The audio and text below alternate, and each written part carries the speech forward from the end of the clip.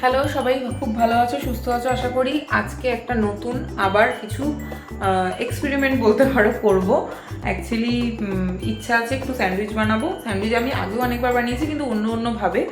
আজকে একটু অন্যভাবে বানিয়ে দেখবো, আর সেটাও তোমাদের সাথে শেয়ার করবো যে কিভাবে বানাই। তো সেটা তোমরা দেখো।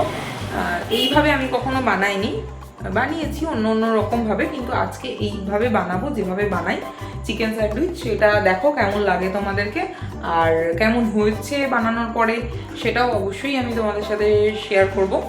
তো দেখতে থাকো কীরকম হয়েছে। তো এখানে আমি গাজর, ক্যাপসিকাম আর পেঁয়াজ চপারে চপ করে নিয়েছিলাম খুব ভালোভাবে।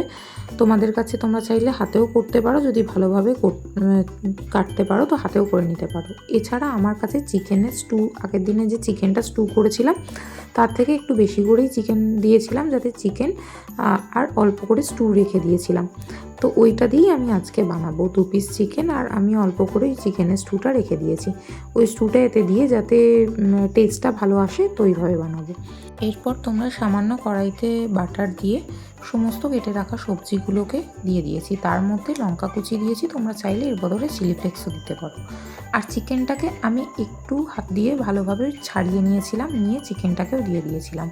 তারপরে একটু ভাজা হয়ে গেলে যে স্টকটা ছিল সেটাও আমি এর মধ্যে দিয়ে দিয়েছিলাম। এছাড়া নুন আর আমি সামান্য হলুদ দিয়েছি, তোমরা চাইলে হলুদ কিন্তু স্কিপও করতে পারো। আর এছাড়া এইগুলো দেওয়ার পরে আমার বাইন্ড করার জন্য খুবই সামান্য মনে হলো একটু মেয়োনিজ দিলে ভালো হয়, না দিলেও অসুবিধা হতো না।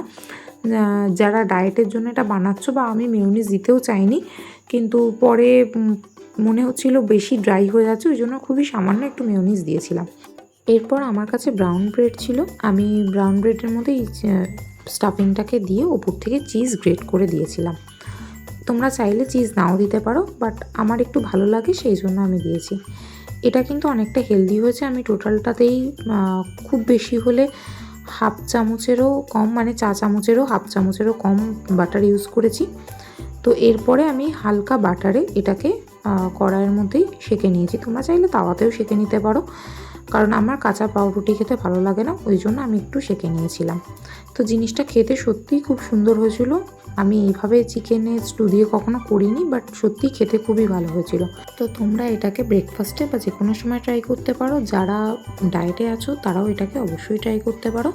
আজকে ভিডিওটা এই অবধি, দেখা হচ্ছে পরের ভিডিওতে। কেমন লাগলো অবশ্যই জানিও, আর ভালো লাগলে একটা লাইক করে দিও। বাই।